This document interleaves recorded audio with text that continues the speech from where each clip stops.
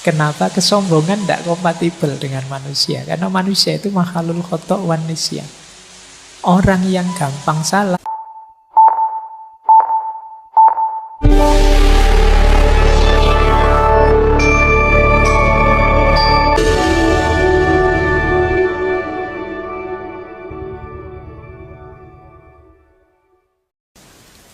Assalamualaikum warahmatullahi wabarakatuh.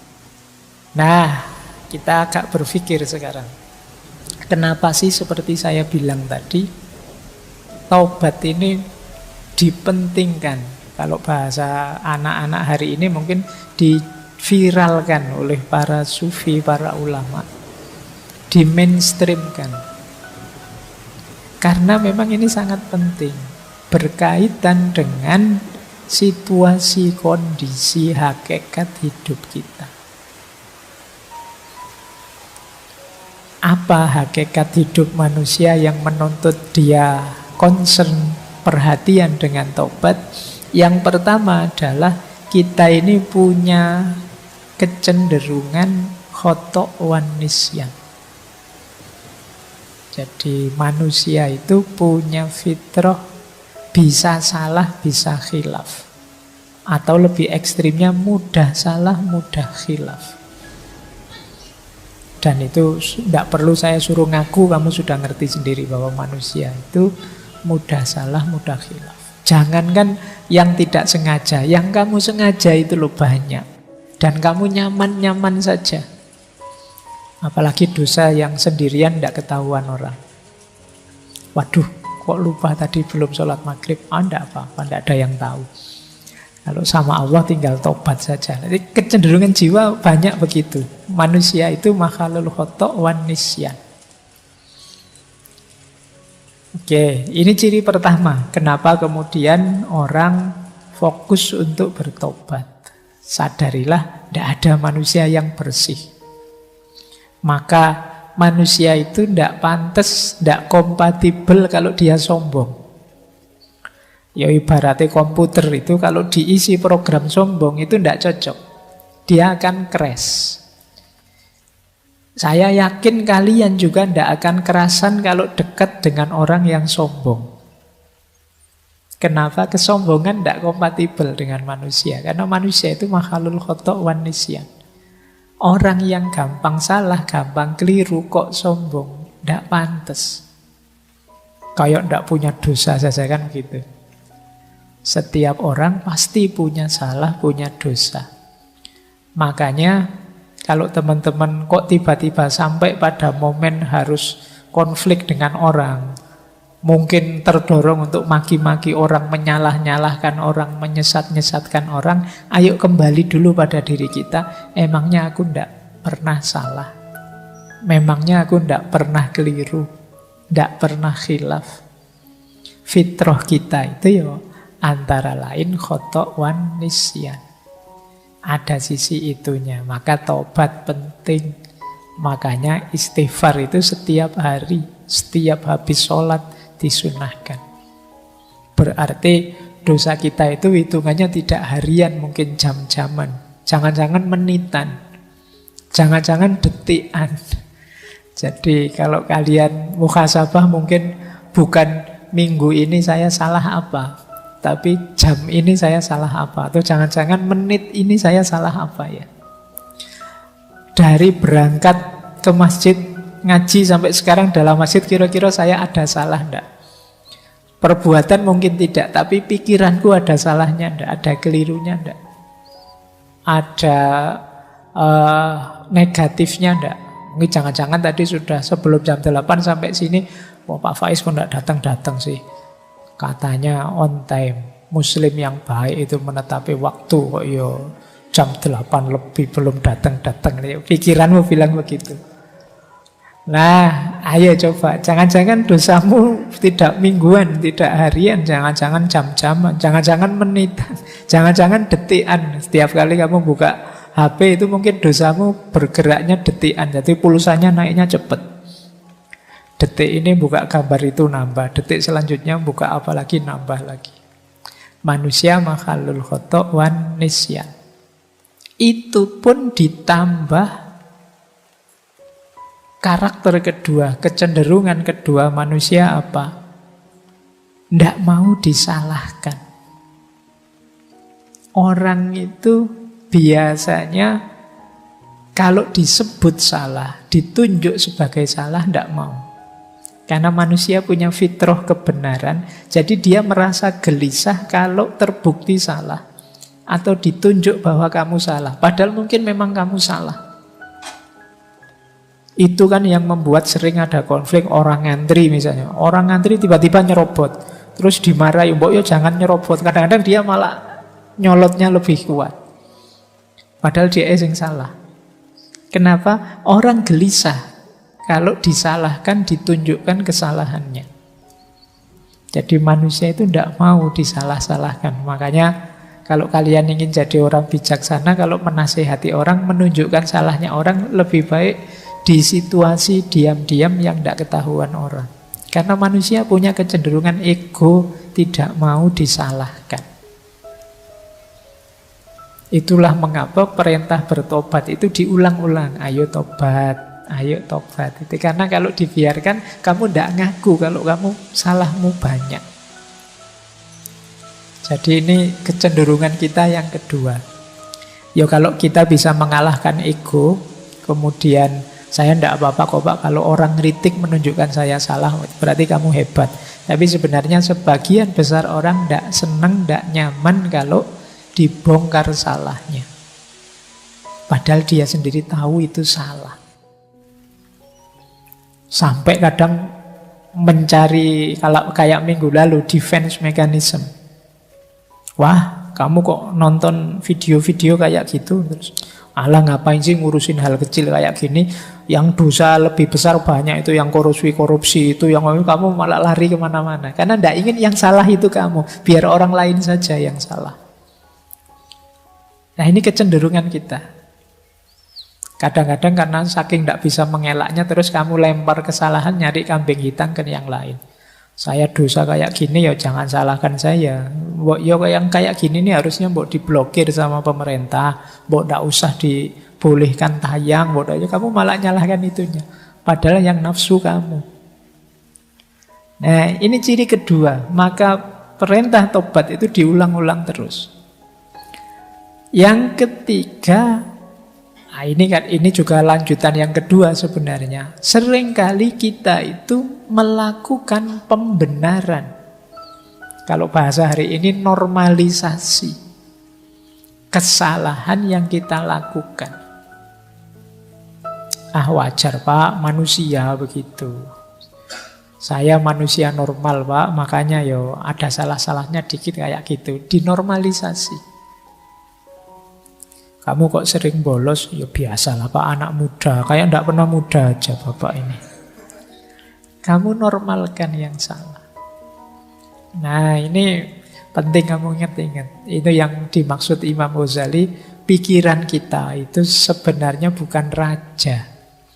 Dia hanya panglima perang yang kuat saja, yang disuruh-suruh oleh hati kita. Jadi kita itu sering tidak mencari kebenaran, tapi mencari pembenaran. Makanya kalau kita dengerin YouTube, kalau kita mencari ustadz yang kita sukai, kalau itu mesti yang kita cari yo yang cocok dengan kebenaran yang kita yakini selama ini. Kita kalau bahasanya Sartre dulu, kita hanya ingin mendengarkan gema suara kita. Itu mengapa di ngaji filsafat ini saya lari ke barat, lari ke timur, ke Jawa, usah tak puter-puter kemana-mana, biar kamu luas. Biar kamu tidak hanya mendengarkan gema suaramu. Biar tidak hanya pembenaran yang kamu cari, tapi juga kebenaran. Karena cirinya manusia memang selalu mencari pembenaran. Nah kalau kamu sadar, kalau salah ya salah, jangan memberi pembenaran, kan berarti kamu terbuka untuk bertobat. Ya ternyata saya memang kemarin keliru, saya memang salah. Dan ini tidak gampang pada manusia. Mungkin mulutmu tiap hari istighfar, tapi istighfarmu kan tidak mantep, tidak sepenuh hati. Karena kamu punya argumen yang kamu lakukan itu tidak sepenuhnya salah. Yang keempat, kenapa kita harus sering bertobat? Diri manusia ini punya beberapa perangkat yang sifatnya dual. Dual itu punya dua sisi. Kalau bahasa Al-Quran, fujuroha wa taqwaha. Ini yang membuat kita bisa khilaf. Misalnya, nafsu makan itu bagus, tapi ketika kita berlebihan dalam makan, dia berubah dari takwa jadi mungkar. Nafsu seks itu manusiawi, tapi kalau kita melampiaskannya tidak di jalur yang benar, ya dia dari takwa jadi mungkar. Ada dual. Mata ini bisa jadi sumber pahala, bisa jadi sumber dosa. Tanganmu juga begitu, kakimu juga begitu. Ini namanya dual karakter. Sehingga ya kalau tidak hati-hati ini kecampur-campur. Itulah mengapa kita penting bermuhasabah. Jadi, ya benar sih kamu buka HP-nya, HP WA Al-Quran kamu ngaji, tapi kamu lupa tiba-tiba muncul iklan orang yang bajunya minim misalnya. Harusnya astagfirullah, tapi alhamdulillah. Terus kamu sadar, tidak boleh sebenarnya saya lihat, dosa aku misalnya. Nah, ini loh sering keselip-selip, kecampur-campur. Kenapa? Karena karakter perangkatmu yang diberikan oleh Allah, ya memang ini jalanmu untuk bisa menikmati hidup di dunia ini. Kalau tidak hati-hati bisa menggelincirkanmu. Disitulah gunanya kamu sadar harus siap sedia untuk selalu bertobat. Nah, terus yang kelima, yang terakhir ini godaan. Sekeliling kita itu banyak sekali godaan. Jadi kalau pakai istilahnya bulan lalu ya, jadi segala yang kita temui itu sebenarnya nantang kita. Mau kamu apakan? Nah, ini godaan. Teh yang ada di sebelah saya ini kan sudah disuguhi, ini godaan. Mau diminum atau tidak diminum, sisa sehingga dibuang saja. Ini kan ada dua alternatif. Ketemu kalian ngaji malam hari ini kan juga begitu. Mau diikuti saja, dikritisi saja, dicueki saja, dijalankan saja. Ini semua tantangan-tantangan yang begitu kamu salah membacanya, ya harusnya lahir pahala jadi lahir dosa. Apalagi ada makhluk yang oleh Allah diberi izin khusus untuk menggoda kita, menyesatkan kita. Nah, kalau ini ada dalilnya. Ini saya ambil dari hadis yang terkenal sekali, diriwayatkan oleh Imam Ahmad. Saya tulis Arabnya saja, belum sempat terjemahannya. Semoga kalian masih bisa membacanya. Jadi satu ketika Rasulullah bersabda, innas syaitona qala, setan berkata, wa izzatika ya Rabbi la abrohu uwi ibadaka madamat arwahuhum fi ajsadihim. Jadi ini setan berkata di depan Allah, demi kemuliaanmu wahai Tuhan, aku tidak akan berhenti menipu manusia, hamba-hambamu, selama ruh masih ada di jasad mereka. Jadi selama kita masih hidup, ya setan akan selalu menggoda. Tapi terus Allah membalas, wa izzati wa jalali la azalu aghfiru lahum mastaghfaruni. Demi kemuliaanku dan keagunganku, aku juga akan senantiasa mengampuni mereka selama mereka mohon ampun. Jadi kita hidup ini dikepung godaan, belum lagi dorongan dalam diri kita, sehingga kita mudah sekali tergelincir dalam dosa. Tapi jangan khawatir, Allah siap menerima kapanpun kita mohon ampun. Ini sebenarnya intinya kajian tentang taubat itu di situ. Baik, jadi ini dasarnya mengapa kemudian perintah taubat itu di mainstream, diutamakan. Karena kita tidak bisa kemana-mana kalau masih kotor jiwa kita, diri kita dikepung, terisi oleh kekeruhan dosa. Makanya orang-orang sufi itu punya rumus takholli, tahalli, dan tajalli. Takholli itu mengosongkan diri, membersihkan diri. Karena sebelum diri kita bersih, dia tidak akan bisa takhalli. Takhalli itu diisi dengan kebaikan. Kenapa tidak bisa diisi dengan kebaikan? Karena diri kita masih kotor. Sering saya ilustrasikan, wadahnya kotor. Kalau wadahnya kotor, diisi yang bersih pun, yang bersih kan jadi kotor. Kalau gelasnya mengandung racun, kemudian diisi air susu, yang terjadi kan susu yang terkontaminasi racun. Bukan racun yang jadi susu. Jadi membahayakan kita.